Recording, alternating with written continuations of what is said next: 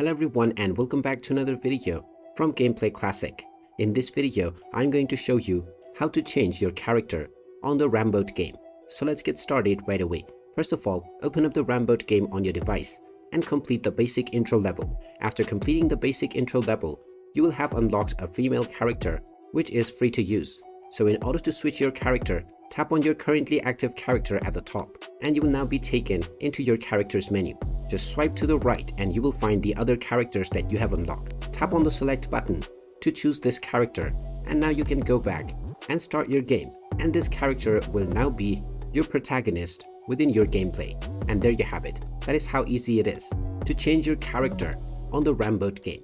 If you find this video helpful, make sure you hit that like button and subscribe to our channel if you haven't done so already.